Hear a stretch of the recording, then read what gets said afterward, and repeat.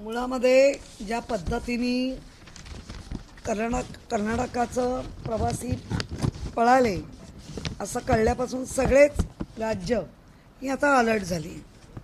मुळामध्ये महाराष्ट्र राज्य आणि त्याच्यातली मुंबई ही तर नेहमीच अलर्ट असते. याचा आपण कोविड-19 करोना काळामध्ये जसजसा वाढत जात होता प्रादुर्भाव तसतसं आपली 35 सूत्री, पंचसूत्री, 21 सूत्री, 24 सूत्री कार्यक्रम आपण चालू ठेवले होते. आत्ता आपल्याकडे जो ॲक्शन प्लॅन आपण घेतलेला आहे तो एअरपोर्ट CUकडून हाय रिस्क देशातून येणारे प्रवासी आणि त्याची आपत्कालीन कक्षाला पाठवली जाणार यादी, म्हणजे जे एअरपोर्ट अथॉरिटी आहे त्यांच्याकडनं आलेली यादी ही आपली आपत्कालीन कक्षाला पाठवली जाणार. त्याचप्रमाणे ती सॉफ्टवेअरच्या याने पाठवली जाणार आहे. म्हणजे ती यादी पाठवताना अगदी सोपं सॉफ्टवेअरनी दिली जाणार आहे. ही यादी आपत्कालीन कक्षाकडून मुंबई महापालिकेच्या 24 वॉर्डमधील वॉर रूमला ती कळवली जाणार आहे आणि 24 वॉर्ड रूममध्ये कळवत असताना त्यांच्या असलेल्या पत्त्यासहित ती कळवली जाणार आहे.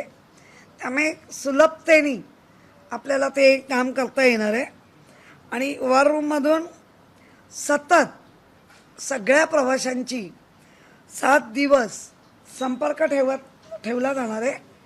काही फोनवरून ठेवला जाईल तर काही लांबून का होईना पण फिजिकली त्यांना भेटलं जाईल. आणि विलगीकरणाचा जो नियम आहे तो प्रवासी नीट पाळतायत की नाही, करतायत की नाही म्हणून काही तिथल्या असलेल्या सोसायट्या किंवा तिथे असलेल्या आजूबाजूच्या काही लोकांना इन्व्हॉल्व करून ते पण लक्ष ठेवलं जाईल. तसंच प्रत्येक वॉर्डमध्ये 10 ॲम्ब्युलन्स म्हणजे तैनात ठेवलेलं आहे की जेणेकरून कुठलाही फोन आल्या क्षणी ट्रॅफिक सोडता पटकन पोचावं इतक्या तत्परतेने ठेवलेलं आहे. आमचं जे महापालिकेचं पथक आहे ते घरी जाऊन त्यांचे चेकअप करणार आहे.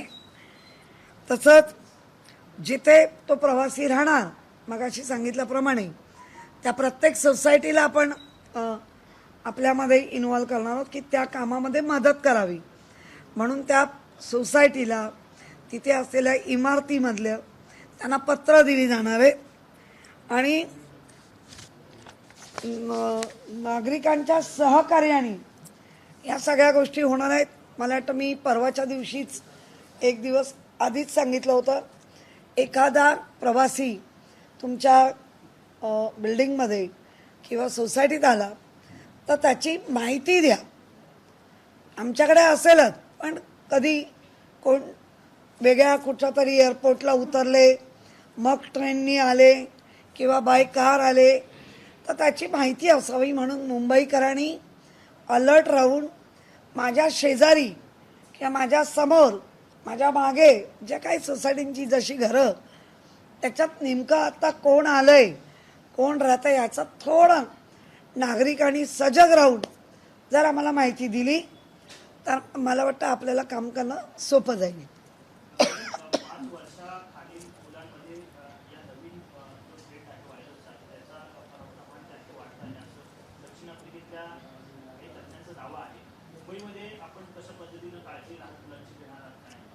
नाही, मुळामध्ये ज्या आपल्या संपूर्ण मीडियाच्या माध्यमातून सोशल मीडियाच्या माध्यमातून प्रिंट मीडियाच्या माध्यमातून ज्या नागरिकांच्या कानावर बातम्या जात आहेत अर्थातच आत्ता नागरिक मुंबईकर हे तलाकून निघालेले आहेत कोविड-19 करोनामध्ये.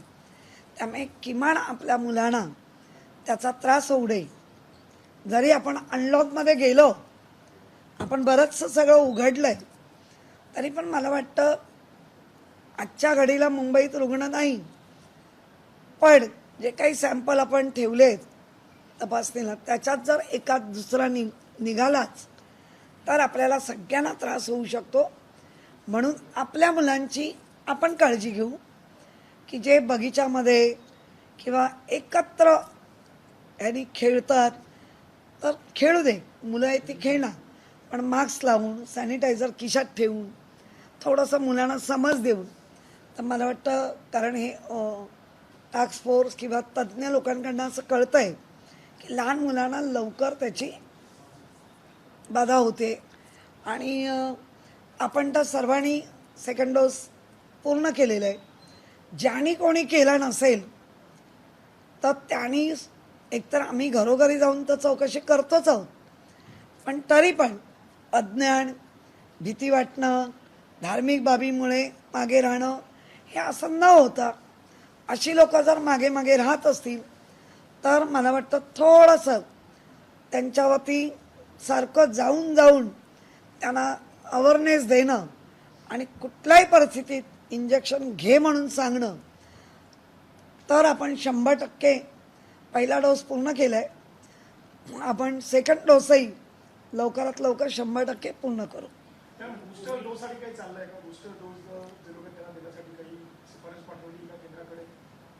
नाही, मुलामध्ये आपल्याकडे अनेक वॅक्सिन आत्ता आहेत. आपल्या आरोग्य मंत्री महोदय राजेश टोपेंनी पत्र लिहिलं आहे की हा जो पिरियड आहे तो जरा कमी होईल, तर आम्हाला आता तुमच्याकडं वॅक्सिन नको आहे, आमच्याकडे आहेत तेच वॅक्सिन पूर्ण करू दे. आधी पहिला ते होऊ दे. 2 डोस 100% पूर्ण झाले, मग जे काही केंद्र, राज्य, टास्क फोर्स, जे कोणी एक्सपर्ट यांच्याकडनं जे येईल माहिती किंवा नियम आणि बूस्टर डोस आला तर घ्यावा लागेल. मॅडम, तुम्ही कालच भेट दिली होती जिनोमिक सिक्वेन्सिंग लॅबला आणि ऑलरेडी 6 दिवस उलटून गेले आहेत, 11 साधारणतः सॅम्पल आहेत. मग रिपोर्ट कधीपर्यंत येऊ शकेल आणि इतका वेळ का जातो? नाही, मुळामध्ये जे रिपोर्ट सॅम्पल आलेले आपल्याकडे आधी त्या आलेल्या सॅम्पलला 24 तास लागतात, कारण त्याच्यावरती पुन्हा चेक केलं जातं. त्यानंतर त्याच्यावर पुन्हा प्रक्रिया केली जाते, त्याला 24 अवर्स आहेत. आणि एकदा ते जिनोम सिक्वेन्सीच्या मशीनमध्ये गेल्यानंतर 72 हे तास आहेत. म्हणजे ज्या दिवशी आले, बरं 1 आला, 2 आला, 3 आला असं नाही होत, कारण एकाच वेळेला आता 288 आपण रिपोर्टला टाकलेले आहेत. ज्याचा आपल्याला डाऊट होता 2, ते ऑलरेडी आपण पुण्याला पाठवले आणि तो जरा रिपोर्ट अजून आलेला नाही आहे. आत्ताच मला कस्तुरबाच्या डीनचा फोन होता की काही तासात रिपोर्ट येण्याची शक्यता आहे आणि तो आम्हाला ते पहिलं कळवतीलच. त्यामुळे रिपोर्ट आल्याशिवाय म्हणूनच या सगळ्यांना विलगीकरण करून जे आले त्यांना कॅच करून एका ह्याच्यात ठेवणं हे जास्त बरोबर आहे. मॅडम, 288 नमुने फक्त ओमायक्रॉनच्या चाचणीसाठी जिनोमिक सिक्वेन्सिंगसाठी पाठवलेत का? आपल्याकडे जी जिनोम सिक्वेन्सीची जी मशीन आहे त्याच्यामध्ये लगेच कुठला विषाणू आहे हा कळतो आणि त्याच्यामुळे पॉझिटिव्ह जेवढे आले ते नक्की ओमायक्रॉन आहे का एकच नाही कळत, त्याच्यात सगळे हे कळतात, ते टाकलेले आहेत. म्हणजे 288 परदेशी प्रवाशांचेच आहेत का? हो, नायरमध्ये त्या जे बाळाचे बाबा आहेत ना, त्यांचाही दुर्दैवी मृत्यू झाला या सगळ्यात. मलाही आत्ताच कळलं आहे. खरंच दुर्दैवी बाब आहे आणि याचसाठी कंटिन्यू आपण आता दुसरा बाळ मोठं आणि आई जी कस्तुरबाला आहे त्यांची प्रकृती आत्ता स्टेबल आहे. फक्त भाजलेल्या पेशंटचं किंवा होरपळलेल्या पेशंटचं डे टू डे इन्फेक्शन वाढण्याच्या शक्यता असतात. त्याच्यावरती सगळे डॉक्टर टीम ही लक्ष ठेवून आहे. जितकं मेडिसिन त्यांच्या बॉडीसाठी आवश्यक आहे, अँटीबायोटिक म्हणा, लिक्विड फ्लूड म्हणा, हे सगळं ते करत आहेत. आपण देवाजवळ प्रार्थना करू शकतो की याबाबत आत्ता किमान आई आणि ते जे मोठं बाळ आहे ते तरी वाचावं. आणि त्यासाठी आमचे डॉक्टर्स, कस्तुरबाची सगळी टीम ही शिकस्त करते. मॅडम, अनेकदा असं होतं की डॉक्टरांचा हलगर्जीपणा होतो, पण अनेकदा हॉस्पिटल मान्य करत नाही आणि या केसवरून ते उघडच झालेलं आहे. अशा परिस्थितीमध्ये सरसकट सगळ्यांना कालच तुमच्या माहितीसाठी संपूर्ण major hospital, peripheral hospital, maternity हॉस्पिटलचे सगळे डीन, सगळे प्रमुख यांना मी काल बोलवलं होतं. त्यांच्याकडनं मी सगळी माहिती घेतली. त्या माहितीमध्ये माझ्याही लक्षात आलं आहे काही ठिकाणी 4 ते 8, सकाळी 8 ते 4 डॉक्टर असणार. अर्थातच या सगळ्या गोष्टीला नुसतं एकच गोष्ट नाही तर अनेक त्याला कांगोरे आहेत. तरीसुद्धा मी एक निर्देश दिले आहेत की प्रत्येक नर्सिंग होमला डॉक्टरा 24 तास पेडियाट्रिक असले पाहिजे. धोरणात्मक काही निर्णय आहेत तुमचे तर ते येईपर्यंत आपण ज्या प्रमाणे कॉन्ट्रॅक्ट सिस्टमनी घेतो तर तात्पुरत्या स्वरूपात कॉन्ट्रॅक्ट सिस्टमनी ते डॉक्टर उपलब्ध झाले पाहिजे. गायनॅक पाहिजे, पेडियाट्रिशियन पाहिजे, असे सगळे टीम तिथे ते पाहिजे म्हणजे पाहिजे. आणि जी काही अशा घटना घडत आहेत तर त्यावेळेला घडलेल्या घटनेचे जे कोणी आहेत त्यांच्यावर तर कारवाई होईलच, परंतु याच्यानंतर मात्र किंवा आत्ताच जे वरिष्ठ आहेत त्यांच्यावरही कारवाई केली जाईल. कारण आपण या डॉक्टरांच्या ज्यांना आपण कोविड-19 करोनामध्ये किंवा अनेक वेळेला देव म्हणतो तर देवाला चुकण्याची अनुमती कोणीही देऊ शकत नाही आणि देणार नाही. त्यामुळे प्रत्येकाने आपला जो पेशा आहे त्याला प्रामाणिक राहून काम केलं पाहिजे या मताशी मी सहमत आहे.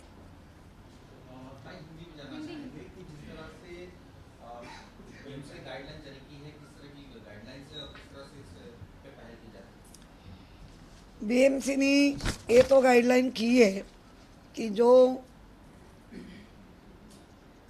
आने वाला प्रवासी है, हाई रिस्क कंट्री से आने वाला प्रवासी है, उनको उनका पूरी यादी, उनकी पूरी जानकारी, उनके मोबाइल नंबर, उनका जो एड्रेस है सॉफ्टवेयर के माध्यम से जो हमारे आपातकालीन डिपार्टमेंट है उनको दिया जाता है.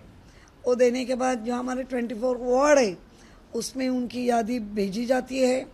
उसके बाद पूरे 7 से 10 दिन उनके ऊपर हमारे वॉर रूम से फ़ोन किया जाता है. डायरेक्ट जाके वो उनको जो घर में रहने का जो आदेश दिया है वो बराबर उसके पालन करते हैं कि नहीं वो देखने के लिए उनकी सोसाइटी, उनकी चौल या जिधर रहते उसमें से कुछ लोगों को पत्र भी दिया जाएगा कि उनके ऊपर ध्यान रखो. और जैसे भी जो विलगीकरण में रखा है उनको उसका बराबर पालन करते हैं कि नहीं. इसीलिए हमारे बीएमसी की टीम हमारे सोसाइटी की उधर जो सोसाइटी है उनकी कुछ टीम उनके ऊपर ध्यान रख के काम करेगा. आपके माध्यम से मैं कहना चाहती हूँ कि अभी लोगों को पता चला है कि मुंबई में 7 दिन या 10 दिन विलगीकरण करने के लिए रखते हैं. मैं भी दूसरा एयरपोर्ट में जाके वो उतर के बाय रोड या बाय ट्रेन आ सकते हैं. तो हमारे लोगों ने, मुंबईकर लोगों ने, मेरे आजू बाजू आगे पीछे जो फ्लैट होते या घर होते उसमें नया कौन आया या 15 दिन नहीं दिख रहा था अभी आए उसकी जानकारी महानगर पालिका या पुलिस को देना चाहिए. क्योंकि एक बार ओमाइक्रॉन का प्रादुर्भाव मुंबई में या महाराष्ट्र में छिड़काव करता है तो जैसा कोविड-19 कोरोना में सेकंड जो वेव आई उसके बारे उसके लिए हम बहुत ही सब परेशान हुए थे. तो मुझे लगता है मुंबईकर हमारा सजग है, मुंबईकर इसके ऊपर ध्यान रखेगा.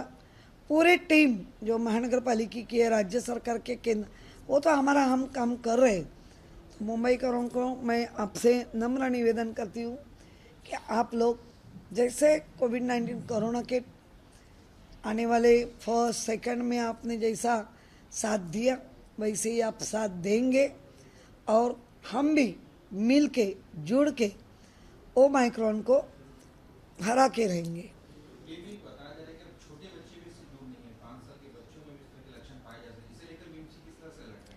नहीं, वो तो सबको डर लग रहा है इसीलिए जो जंबो कोविड सेंटर है, बच्चे लोगों को कोविड सेंटर जो बनाए गए वो सब हम लोगों ने रेडी करके रखे हैं।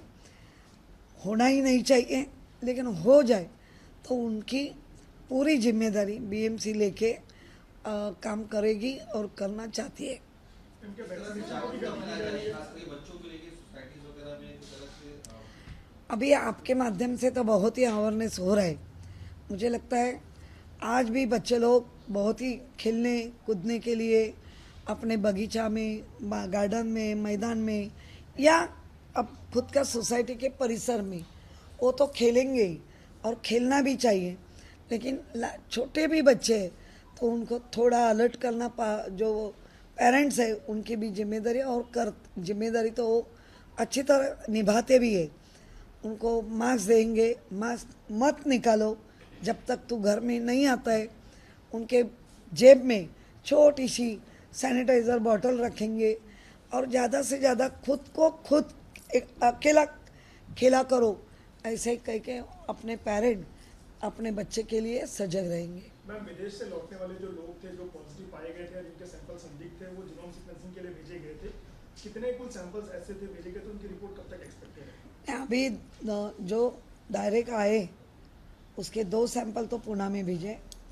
अपनी जीनोम सीक्वेंसिंग की जो मशीन है उसमें 1 या 2 ऐसे नहीं रहा कर सकते, इसीलिए अभी 288 अब सैंपल पाए गए और रखे गए हैं। जब भी सैंपल आता है उसका 24 आवर उसका पूरे वापस सब टेस्टिंग हो जाती है।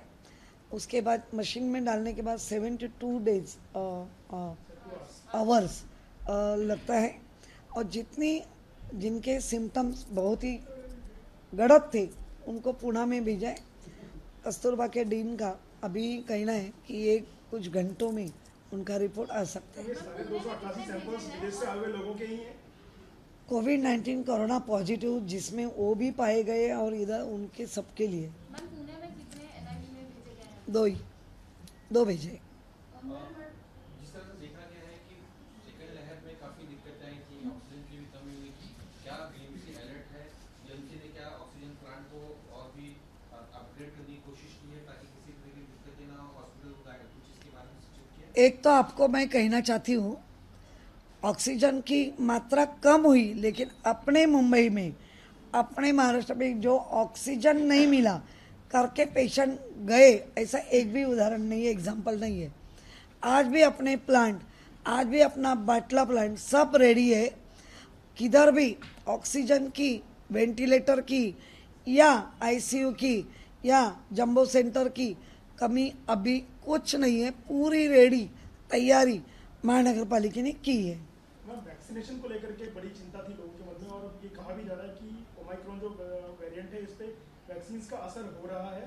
तो वैक्सीनेशन को लेकर क्या थोड़ी गति और दी जाएगी? लोगों को कहा जाएगी ज्यादा जो बचे हुए लोगों को करा रहे वैक्सीनेशन? हमारी तो तैयारी आज भी है, इसीलिए बेड रिडन पेशेंट घर में जाके दिए, जो सीनियर सिटीजन थे चल नहीं पाते थे उनको घर में जाके दिए, बाकी कैंप लगाए, हर वार्ड में 4-4, 5-5, 2-2 हज़ार के कैंप लगाए और लोगों ने साथ भी दी, लोगों ने ले भी। जो नहीं लेने वाले उसमें अशिक्षित, नहीं मुझे कुछ तो हो जाएगा, उसमें डर, नहीं मुझे दुखेगा, दूसरा धार्मिक, नहीं हमारे इसमें नहीं, ऐसी बात में बहुत से लोग रह रहे। लेकिन अभी महानगर पालिका हर एक डोर पे नॉक लगा के पूछ रही है, जो नहीं ले रहे उनको अवेयरनेस दे रही है और ज़्यादा से ज़्यादा उनके ऊपर अवेयरनेस का प्रेशर लाके लेने के लिए मजबूर कर रहे। और मुझे लगता है लोगों ने लेना चाहिए। ओमाइक्रॉन का जो तज्ञ कहते हैं कि जिनका 2 डोज कंप्लीट हुए उसको ओमाइक्रॉन बाकी कंट्री में हुआ भी, लेकिन 100 में हुआ, और जिन्होंने नहीं लिया उनको बहुत तकलीफ हुआ। मैम, पब्लिक प्लेसेस पे क्या ओमाइक्रॉन के प्रादुर्भाव को देखते हुए टेस्टिंग के और रैंडम टेस्टिंग की व्यवस्था की जाएगी? क्योंकि तेजी से फैलता और लक्षण लोगों में आमतौर पर नहीं दिख रहे हैं, तो क्या फिर से पब्लिक प्लेसेस में रैंडम टेस्टिंग करने की या फिर लोगों को नहीं, एंटीजन उसका टेस्टिंग मुझे पता नहीं है वो पब्लिक प्लेस में रैंडम टेस्टिंग देने वाले हैं कि नहीं, लेकिन हमारा टेस्टिंग वो भी बढ़ाया गया है। हर एक घर का दस्तक दे के पूछ रहे हैं और देने का प्रयास कर रहे हैं। मुझे लगता है लोगों ने अभी भी वक्त है, क्योंकि अपने पास वैक्सीन की मात्रा बहुत ही है। वैक्सीन गवर्नमेंट को केंद्र राज्य सरकार ने केंद्र को राजेश टोपे सर उन्होंने पत्र लिखा है कि हमारे पास डोज बहुत ही है, अभी खाली डेज कुछ कम होते हैं तो सेकंड डेज तुरंत हो सकता है, क्योंकि फर्स्ट डोज मुंबई ने 100% की है। ये पहली मुंबई है पूरे देश में कि 100% डोज कंप्लीट की है। तो सेकंड डोज भी हम कंप्लीट करना चाहते हैं।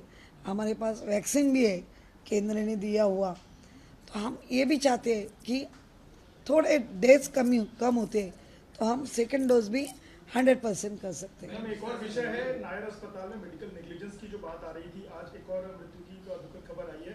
कल काफी हंगामा भी हुआ बीएमसी में, बीजेपी के सारे कॉर्पोरेट्स ने स्वास्थ्य समिति से इस्तीफा भी दे दिया है और इस बात को लेकर राजनीति काफी बढ़ती जा रही है। बीएमसी चुनाव को देखते हुए मेडिकल नेग्लिजेंस सिर्फ नायर में नहीं, बाकी अस्पतालों में भी शिकायत आती है, तो क्या कोई ठोस नहीं, और इसीलिए मैंने कल मैं कल major hospital, peripheral hospital, maternity home सबका मैंने आढ़ावा लिया है।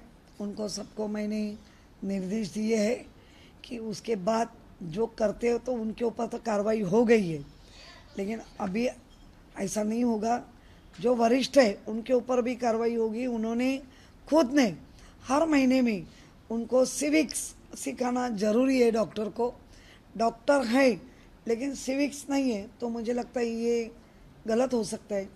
दोनों जो सहृदयी डॉक्टर होने चाहिए कि जो हमने वीडियो देखा है वो किसी को भी गुस्सा आ सकता है और बहुत ही गुस्से वाली बात है, क्योंकि मेरा कोई रहता तो मैं क्या कर सकता। ये जो दुख की बात मन में आती है वो सबके मन में आना चाहिए, वो डॉक्टर हो या नर्स हो। और आपने ये किया कि राजनीति तो बीजेपी ने उसके ऊपर भी इतनी घिनौनी की है, हमारे पास पत्र भेजा है, राजीनामा देते हैं। तो आप जिस कारण राजीनामा देते हैं उसको कहना जरूरी है, वो मैं समझ सकती हूँ, वो आपका लोकशाही ने दिया हुआ, कायदे ने दिया हुआ अधिकार है। लेकिन उसमें आदित्य ठाकरे का नाम लिख के उनको कुछ गलत कहने का, पेगविन वगैरह, तो ये क्या राजनीति है? ये कितनी घिनौनी है राजनीति है। जिस घटना घटी है उसके ऊपर सेंसिटिव होना, संवेदनशील होना मैं समझ सकती हूँ, लेकिन उसका आधार लेके अपनी राजनीति चलाना ये कितनी गलत है। एक लास्ट सवाल